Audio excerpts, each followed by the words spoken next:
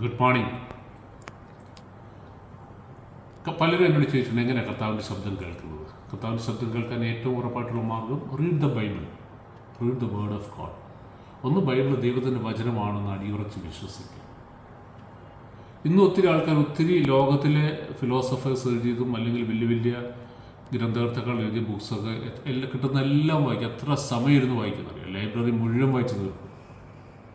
പക്ഷെ എന്തുകൊണ്ടാണ് ഈ ദൈവവചനം വായിക്കാത്തത്? ദൈവവചനം എന്താ വായിക്കാത്തതെന്ന് വെച്ച് കഴിഞ്ഞാൽ ഇത് ദൈവത്തിൻ്റെ വചനമാണെന്നുള്ളത് അറിയത്തില്ല. അറിയാം, പക്ഷേ വിശ്വസിക്കുന്നില്ല. കർത്താവ് പറഞ്ഞു, മനുഷ്യൻ അപ്പം കൊണ്ട് മാത്രമല്ല ജീവിക്കുന്നത്, എൻ്റെ വായിൽ വരുന്ന ഓരോ വചനവും കൊണ്ടാണ്. കർത്താവ് പറഞ്ഞൊരു സ്റ്റേറ്റ്മെൻറ്റാണ് അത്. അപ്പോൾ പിന്നെ നമുക്കിതില്ലാതെ അങ്ങനെ ജീവിക്കാം. മനുഷ്യൻ അപ്പം കൊണ്ട് മാത്രമല്ല, കർത്താവ് പറഞ്ഞു. ഓക്കെ, അപ്പം കൊണ്ട് മാത്രമല്ല, അപ്പോൾ പിന്നെ വാട്ട് ഈസ്? എൻ്റെ വായിൽ വരുന്ന ഓരോ വചനം കൊണ്ടും ഒരു ദൈവത്തിനെ കുറിച്ച് കർത്താവിൻ്റെ ആഗ്രഹം. അപ്പോൾ കർത്താവിൻ്റെ വായിൽ നിന്ന് വരുന്ന വചനം എനിക്ക് ആവശ്യമാണ്, എൻ്റെ ഭക്ഷണമാണ്, എൻ്റെ ആത്മീയ ഭക്ഷണമാണ് തിരിച്ചറിയുന്ന ഒരു വ്യക്തിക്ക് ബൈബിൾ മടക്കി വെച്ചിട്ട് ലോകത്ത് കിട്ടുന്ന നോവൽസ് മുഴുവൻ വായിച്ചുകൊണ്ടിരിക്കാൻ പറ്റും. അപ്പോൾ പിന്നെ കർത്താവെ അനുഗ്രഹിക്കണമെന്ന് പറഞ്ഞാൽ എങ്ങനെ അനുഗ്രഹിക്കപ്പെടുന്നത്? പറ, ചിന്തിക്കും. നമ്മൾ മറിയെക്കുറിച്ച് കഴിഞ്ഞ എപ്പിസോഡിൽ പറയായിരുന്നു. മറിയ ഒന്ന് ചെയ്തത് തിരക്കെല്ലാം മാറ്റി വെച്ചിട്ട്, തിരക്കൊക്കെ എല്ലാവർക്കും ഉണ്ട് കേട്ടോ, എന്നാ ഈ തിരക്കൊക്കെ ആയത്? ഒരു പണിയില്ലാതെ ലൂക്ക് അടിച്ചെടുത്തപ്പോൾ കർത്താവ് അനുഗ്രഹിച്ച് കർത്താവിനോട് പ്രാർത്ഥിച്ചൊരു നല്ല ജോലി കിട്ടി, പിന്നെ അങ്ങ് തിരക്കായി. പലപ്പോഴും നമ്മുടെ അനുഗ്രഹങ്ങൾ തന്നെയാണ് കർത്താവുമായിട്ടുള്ള ബന്ധത്തിന് തടസ്സം. ഉറപ്പാണ്. കർത്താവ് ഒരിക്കൽ പത്രോസിനെ ഇങ്ങനെ ഒന്ന് പരീക്ഷിച്ച് നോക്കിയത്, നമുക്ക് തരുന്ന ദൈവം തരുന്ന അനുഗ്രഹങ്ങൾ ഒരിക്കലും നമ്മുടെ ആത്മജീവിതത്തിന് തടസ്സമാകില്ല. It's a test. പല ആൾക്കാർക്ക് അത് പിടി കിട്ടാറില്ല. കാരണം അതിനുള്ള സ്പിരിച്വൽ ഗ്രോത്തും ഡിസേൺമെൻറ്റും ഇല്ല. പണ്ട് ഞാൻ വിശ്വാസം വന്ന സമയത്ത് ഞാൻ പ്രാർത്ഥിക്കാൻ തുടങ്ങി, കർത്താവിനെ അറിഞ്ഞു. എനിക്കിഷ്ടംപോലെ വർക്ക് വരാം, ഇഷ്ടംപോലെ. എൻ്റെ ഫ്രണ്ട്സൊക്കെ ഒരു പണിയില്ലായിരിക്കുമ്പോൾ 2 ഓഫീസുള്ള ഒരാളെ ഒരു ഓഫീസ് ക്ലോസ് ഡൗൺ ചെയ്ത് വെറുതെ ഇരിക്കുമ്പോൾ എനിക്കിഷ്ടം പോലെ എനിക്ക് നിൽക്കാൻ സമയം. അപ്പം ഞാനിതിനെ ആദ്യമേ കർത്താവിൻ്റെ അനുഗ്രഹിച്ച് ഉയർത്തി, അത് തീർച്ചയായിട്ടും ഉറപ്പാണ്. പക്ഷെ കുറേ കഴിഞ്ഞപ്പോൾ മനസ്സിലായത് ഇത് ടെസ്റ്റും കൂടെയാണ്. എന്ന് പറഞ്ഞു കഴിഞ്ഞാൽ എനിക്കിതിനെ പ്രാർത്ഥിക്കാനും മീറ്റിങ്സും ഞാൻ എല്ലാ മീറ്റിങ്സിനൊക്കെ പോകുന്നത്. എവിടെ നല്ല മീറ്റിങ്സ് ഉണ്ടെങ്കിൽ ഞാൻ പോകാം, ഞാൻ ഡീറ്റെയിലൂടെ പോകാം. തിരക്കങ്ങോട്ടായി കഴിയുമ്പോൾ പിന്നെ പല മീറ്റിങ്സും ഞാൻ ഒഴിവാക്കാൻ കഴിയും. കുറച്ചുകളായിരിക്കും എനിക്ക് വേണ്ടിയിട്ട് ഇത് ടെസ്റ്റും കൂടെ. അപ്പം ഞാൻ റിയലൈസ് ചെയ്യും, ഞാൻ ബാലൻസ് ചെയ്യാനായിട്ടുണ്ടെങ്കിൽ കർത്താവിന് കൊടുക്കേണ്ട സമയം കർത്താവിന് കൊടുക്കുന്നു, ജോലി കൊടുക്കേണ്ട സമയം ജോലി ചെയ്യാതെ ഉഴപ്പി കർത്താവിൻ്റെ വിലയ്ക്ക് വേണ്ടി പോകാനല്ല ഞാൻ പറയുന്നത് കേട്ടോ, അങ്ങനെയല്ല. അപ്പം നമ്മുടെ പ്രയോറിറ്റി, നമ്മുടെ നിശ്ചയം അവിടെ നമ്മുടെ ഹൃദയം, നമ്മുടെ പ്രയോറിറ്റീസ് ഏതാ? ജോലിയാണ്, കർത്താവാണ്.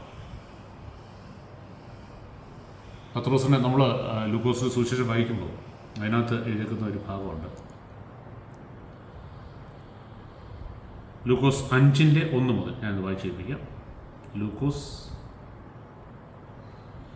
സുവിശേഷം, ലൂക്കോസ് ചാപ്റ്റർ 5 ഫ്രം 1 വേഴ്സ് 1. ലൂക്കോസ് 5:1. ദൈവവചനം ശ്രവിക്കാൻ ജനങ്ങൾ അവന് ചുറ്റും തിങ്ങിക്കൂടി. അവൻ ഗന്നേസറത്ത് തടാകത്തിൻ്റെ തീരത്ത് നിൽക്കുകയാണ്. ഒരു ലേക്കിൻ്റെ സൈഡിൽ നിൽക്കുകയാണ് ഗന്നേസറത്ത്. 2 വള്ളങ്ങൾ കരയോടടുത്ത് കിടക്കുന്ന അവൻ കണ്ടു. മീൻപിടുത്തക്കാർ അവയിൽ നിന്നിറങ്ങി വല കഴുകിയായിരുന്നു. പത്രോസൊക്കെ ഉൾപ്പെടുന്ന ടീം അവർ രാത്രി മുഴുവൻ മീൻ പിടിച്ചിട്ട് ഇറങ്ങി വല കഴുകി ക്ലീൻ ചെയ്ത് പടി നിർത്തി പോവാം. ശിമയോൻ്റേതായിരുന്നു വള്ളങ്ങളിലൊന്ന്, നമ്മുടെ പീറ്റർ, ശിമയോൻ പത്രോസ്. യേശു അതിൽ കയറി കരയിൽ നിന്ന് അല്പം അകലേക്ക് വള്ളം നീക്കാൻ അവനോട് യേശു ആവശ്യപ്പെട്ടു. അന്നേരം യേശു ശിഷ്യനൊന്നും ആയിട്ടില്ല കേട്ടോ. പക്ഷേ യേശു അവനെ കമാൻഡ് ചെയ്തു. കാരണം ഇത്ര ആൾക്കാർ ഇങ്ങനെ ആ ലേക്കിൻ്റെ സൈഡിൽ കൂടി, അപ്പോൾ കുറച്ചുകൂടെ വള്ളത്തിൽ മാറി പ്രസംഗിക്കാമെങ്കിൽ എല്ലാവർക്കും കേൾക്കാം, എല്ലാവരും അഡ്രസ്സ് ചെയ്യാൻ പറ്റും. അവർ വെള്ളം ഇങ്ങോട്ട് മാറ്റിയിടാൻ പറഞ്ഞു. അതിലിരുന്നവൻ ജനങ്ങളെ പഠിപ്പിച്ചു. ഇനി 4 പറയുന്നത്, സംസാരിച്ച് തീർന്നപ്പോൾ അവൻ ശിമയോനോട് പറഞ്ഞു, ആഴത്തിലേക്ക് നീക്കി മീൻ പിടിക്കാൻ വലയിറക്കുക. ആഴത്തിലേക്ക് കുറച്ചുകൂടി ഡീപ്പിലോട്ട് പോവുക, വലയിറക്കുക. ശിമയോൻ പറഞ്ഞു, ഗുരു, രാത്രി മുഴുവൻ അധ്വാനിച്ചിട്ടും ഞങ്ങൾക്കൊന്നും കിട്ടിയില്ല. എങ്കിലും നീ പറഞ്ഞതനുസരിച്ച് ഞാൻ വലയിറക്കാം. നോക്കാം, കർത്താവിൻ്റെ വാക്കുണ്ട്. അപ്പം പീറ്റർ നല്ല എക്സ്പീരിയൻസ് ഉള്ള ആളാണ്. ആ എക്സ്പീരിയൻസിൻ്റെ അടിസ്ഥാനത്തിലാണ് രാത്രി മുഴുവൻ അധ്വാനിച്ചത്. ഒന്നും കിട്ടിയില്ല. അപ്പോൾ നമ്മുടെയും പലപ്പോഴും അവസ്ഥ ഇങ്ങനെ, നമ്മുടെ എക്സ്പീരിയൻസിലും നമ്മുടെ കഴിവിലും നമ്മുടെ ബുദ്ധിയിലും നമ്മുടെ പരിജ്ഞാനത്തിലും നമ്മൾ ഒത്തിരി അധ്വാനിച്ചാലും ചിലപ്പോൾ ഒന്നും കിട്ടാത്ത അവസ്ഥ. അങ്ങനെയാണ് നമ്മൾ കർത്താവിനോട് ചെയ്യുന്നത്. എവിടെയാണ് കർത്താവ് മാറ്റം വരുത്തേണ്ടത്? അപ്പോൾ കർത്താവ് നമ്മളോട് വ്യക്തമായിട്ട് സംസാരിക്കും. അതാ പറയുന്നത്, രാത്രി മുഴുവൻ അധ്വാനിച്ചിട്ട് ഞങ്ങൾക്കൊന്നും കിട്ടില്ല, എങ്കിലും നീ പറഞ്ഞതനുസരിച്ച് ഞാൻ വലയിറക്കാം. അങ്ങനെ നിറക്കി വയ്ക്കും. കർത്താവിൻ്റെ ശബ്ദം കേട്ട് പലപ്പോഴും പല ക്രൈസിസിൽ അല്ലെങ്കിൽ പലയിടത്ത് ഇങ്ങനെ ബ്ലോക്ക്ഡായിട്ട് നിൽക്കുന്ന അനുഭവം ഉണ്ടാവും. മുമ്പോട്ട് പോകാൻ വയ്യ. ചിലപ്പോൾ നമ്മുടെ മക്കളുടെ വിവാഹമായിരിക്കാം, അല്ലെങ്കിൽ നമ്മുടെ ബിസിനസ്സിൻ്റെ ഒരു മുമ്പോട്ടുള്ള അടുത്ത സ്റ്റെപ്പായിരിക്കും, അല്ലെങ്കിൽ ഒരു മേജർ ഡെസിഷൻ ആയിരിക്കും, അല്ലെങ്കിൽ ചില മാരക രോഗത്തിന് മുമ്പിലായിരിക്കും. എന്ത് ചെയ്യേണ്ടെന്നറിയാതെ, അല്ലെങ്കിൽ ഒരു സാമ്പത്തിക പ്രശ്നത്തിന് മുമ്പിലായിരിക്കാം. എന്ത് ചെയ്യേണ്ടെന്നറിയാതെ ഒത്തിരി അധ്വാനിച്ചു, പക്ഷെ ഒന്നും കൈ നിൽക്കുന്നില്ല, എല്ലാം ഇങ്ങനെ പോകുന്നു. എന്ത് ചെയ്യണം?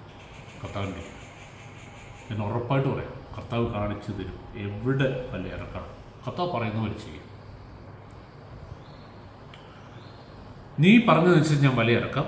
വലയിറക്കിയപ്പോൾ വളരെയേറെ മത്സ്യങ്ങൾ അവർക്ക് കിട്ടി. അവരുടെ വല കീറി തുടങ്ങി. Just imagine.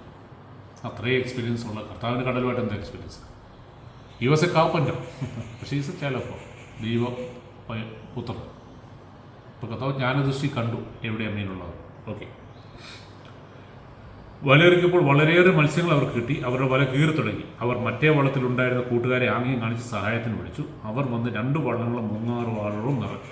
2 വള്ളങ്ങളും മുങ്ങുന്ന അത്രയും മീൻ. ഒറ്റ വാക്കിന് അവരനുസരിച്ചത്. അവർ രാത്രി മുഴുവൻ എത്ര മണിക്കൂറാണ് ആലോചിക്കുക. രാത്രി മുഴുവൻ എന്ന് പറയുമ്പോൾ ഈവനിങ് മുഴുവൻ വെളുപ്പിന് വരെ എത്ര മണി, ഓൾമോസ്റ്റ് 12 hours അല്ലെങ്കിൽ 10 hours മുഴുവൻ ചെയ്തിട്ട് ഒരു മീൻ പോലും കിട്ടിയതായിട്ട് പറയുന്നില്ല.